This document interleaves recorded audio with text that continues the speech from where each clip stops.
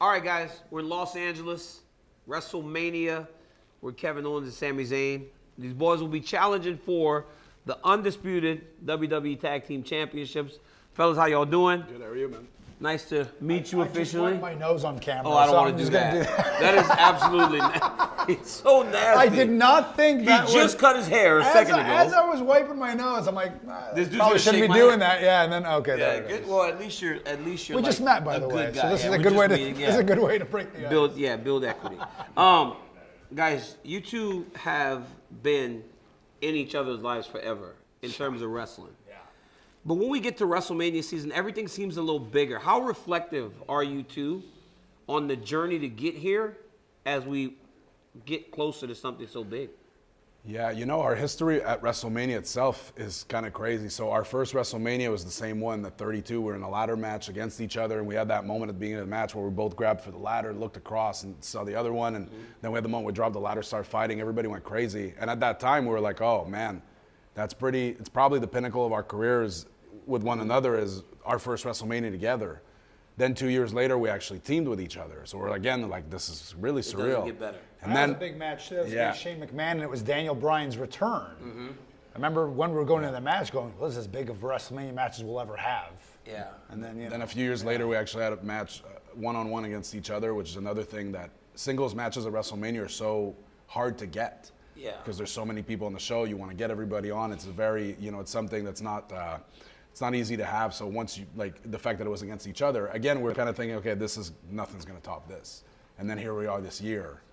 And, it's really surreal to be, again, teaming one more time at WrestleMania, but it's against the Usos, who are absolutely incredible tag team, and it's for the tag team titles, and it's headlining the show. It's the culmination of like a year-long story, and it's a lot of variables. But as far as like being reflective and all that, and I've said this in other interviews, but because it's with him and we came up together, it like forces a perspective that you sometimes lose when you're on the hamster wheel.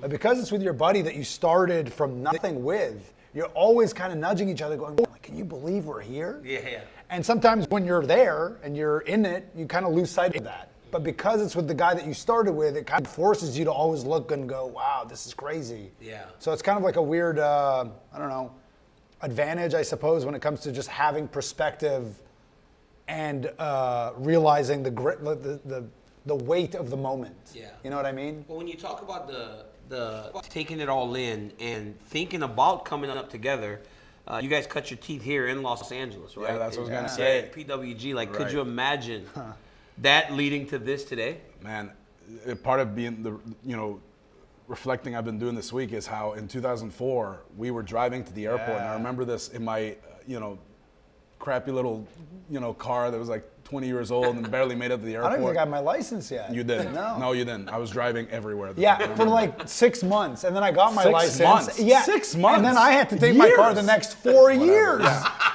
Yeah. doesn't seem like a fair trade-off. Whatever. 6 months for 4 years? It was not 6 months, but anyway, we're driving to the airport, was. and we pull are up in disbelief that we're so pumped that somebody's flying us to Los Angeles to wrestle. Yeah. And it's for PWG, which we were so excited to be a part of. And then, that started a thing that ended up, we spent a good decade going to California every 2 weeks, every month.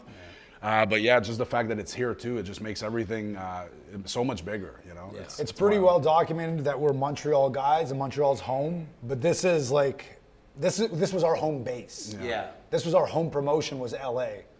Got goosebumps. So it'll mean a little more Saturday. When you guys hit It the is curve. like, didn't we go to WrestleMania 21 in LA as fans? Right, we did PWG the 2 nights before, and then the Sunday we went to WrestleMania 21. Yeah. Just sitting in the stands So watching everything.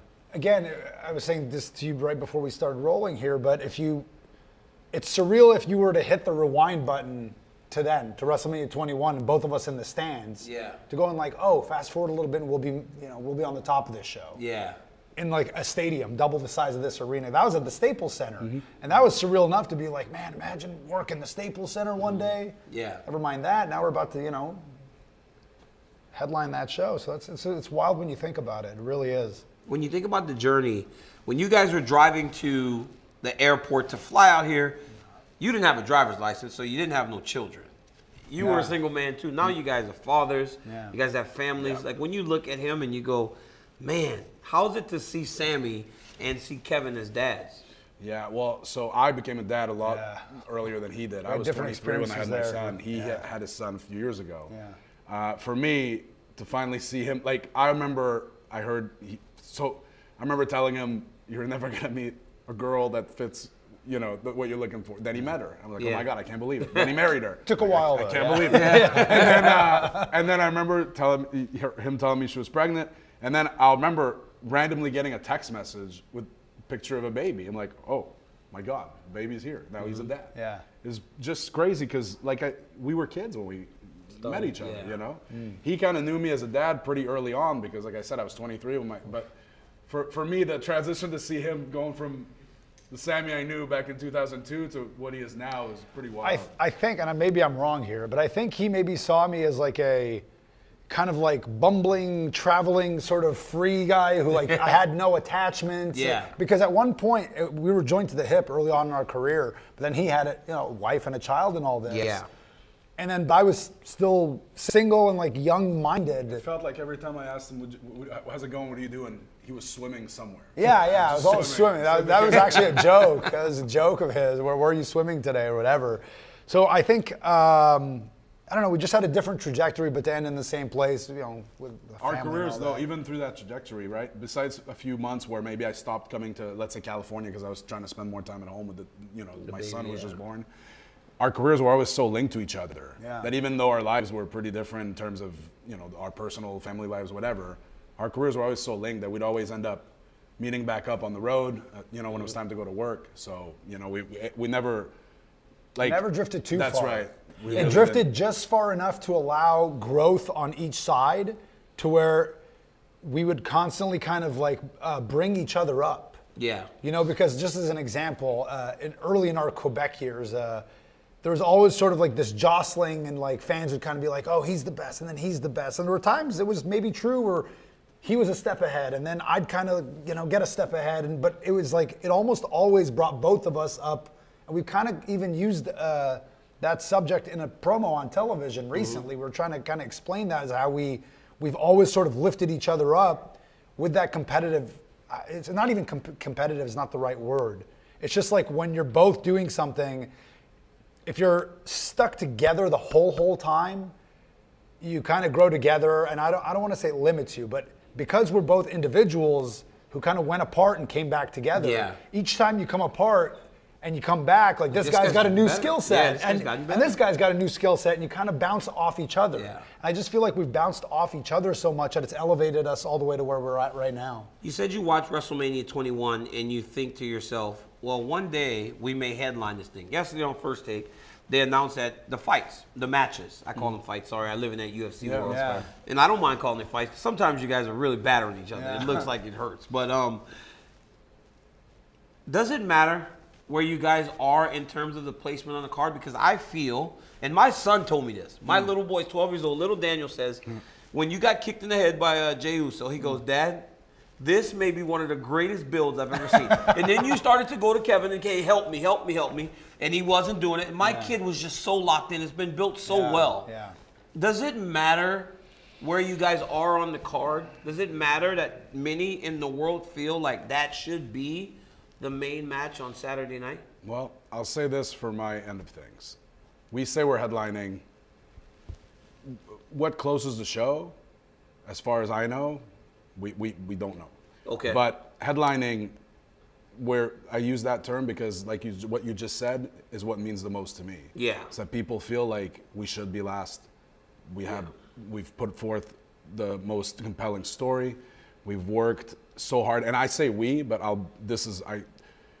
I'm lucky to be where I am because I'm reaping the rewards of the work that this guy's done over the last year and the Usos have done over the last year.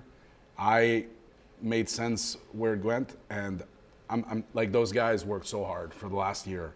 And a lot of times I would say, until recently, I feel like that work went almost not unnoticed, but under. Now everybody can see how good they are, how amazing they are, and I'm just lucky to be a part of it, I think.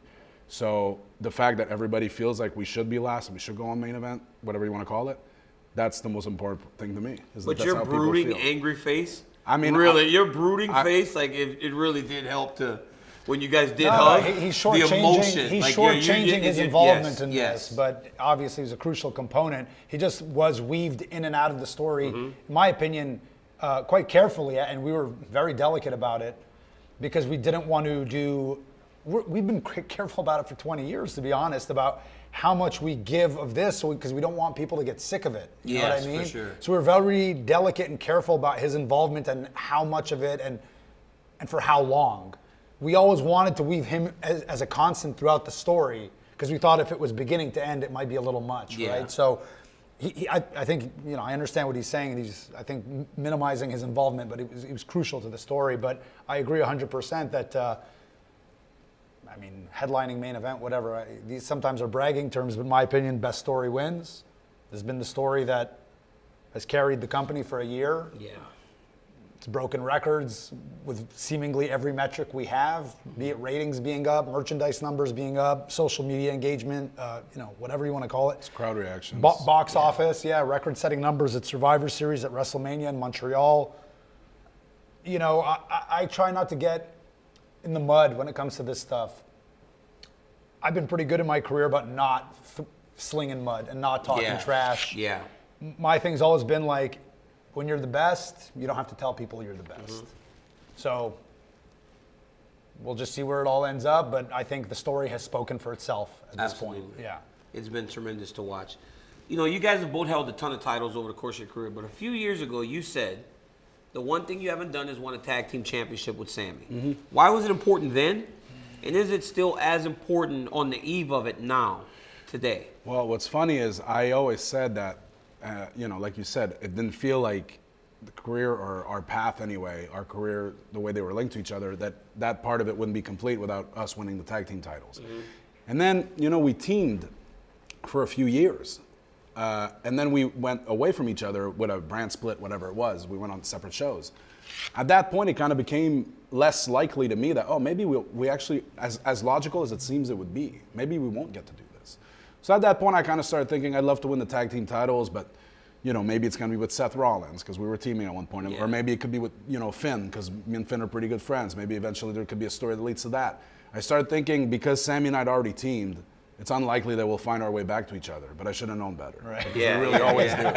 So You'd now, think we'd figure it out by now. So now it really is, seemingly the perfect end to the story. So hopefully that's the way it goes. And like I said, if it doesn't work out that way, it's going to be a missing chunk in my career when I look back on it. Yeah. But sometimes you don't always get what you want. But I think win, lose, or draw, it would be a very nice feather in our cap. But the fact that we're going into this match, again, with this story, with this momentum, with everything, and being like unofficial headliners, if you want to call it that, is still another feather in the cap. Even if we don't walk away with those titles, which, hoping that's not the case. I think that's wood. It's not? It's metal under. It seems like metal. Ideal world, Sami. How does this bloodline feud actually end? Focus. It sounds wooden. Focus. What's that now? Like in an ideal world, how does this bloodline feud end? It ends with us winning those tag titles and with Roman losing the championship and the whole bloodline crumbling down. I think that's kind of just the story arc of the whole thing. If you look at it in its totality, it's like almost. That's part of the beauty of this story is it's not just a wrestling story. It's a story about family and loyalty and acceptance and, wanting to be a part of something. And it's a mafia movie. It's a comedy. It's a drama. It's everything, And if you look at the storyline of the bloodline, like all great crime syndicates or whatever, they kind of have a peak. And eventually there's it starts to come down. The walls start closing in and I think that's kind of the story I feel like we've tried to tell over the past few months is once I got in and once things start to fall apart, that was where the chinks in the armor started to show. Yeah. And now you're starting to feel the heat and Roman's starting to feel the pressure and the paranoia starts to increase and, the federales are on him, so to speak. You know what I mean? If we're using that as sort of, analogy. Yeah, that's what but you see what I'm saying? It's like it's Pablo Escobar. It's It's Capone. It's whatever. I was gonna say another one. I almost said Pacino. Give me like at least 11 of them, right? Like, don't stop at 10. Like, give me at least 11 You know what I'm different saying? You know what I'm saying? So it's reminiscent of I love that. it. It's reminiscent of that, Yeah. but it's also much more of that. But there's a huge element of that. So to me, that's the fitting ending. And it feels like both of you guys still have more story to tell with Reigns. So Yeah. if this continues, like, would you guys want him more involved individually? Because right now you're fighting the Usos, which is great, but ultimately, as you said, Al Capone, Al Pacino, Sure. all these other names, it's that guy with the And Universal Championship. some of those guys have 9 lives. So let's say, and here's the thing about WWE, and this I actually had to remind myself, because when I lost that match in Montreal, I'd be lying if I said it didn't bother me. I Okay? watched it. did. I watched it. Because it was weird to have a city so, like, it was going back to the fights. Yeah. It felt like a fight. It was crazy And I there, felt right? like GSP. Can I tell you? And was I with- met GSP. I was with Josh Koscheck. Why are you when he- laughing about no, that? I was with Josh Koscheck when he fought GSP Comparing in Montreal. yourself, I have never heard a crowd louder. Oh, yeah. So I can That's only what it felt imagine like. what it The felt Montreal like when you crowd. walked. I'm telling you, the whole Yeah. city. whole city's The behind whole you. city was like, good luck, good luck. It was.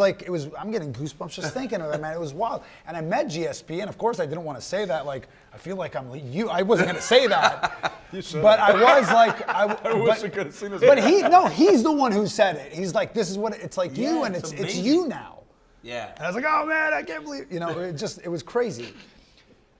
But that's really what it felt like. And like, I know, we all know what this is. Yeah. But sometimes it gets kind of real. And Yeah. like to have the whole city wanting something so bad and then letting them down.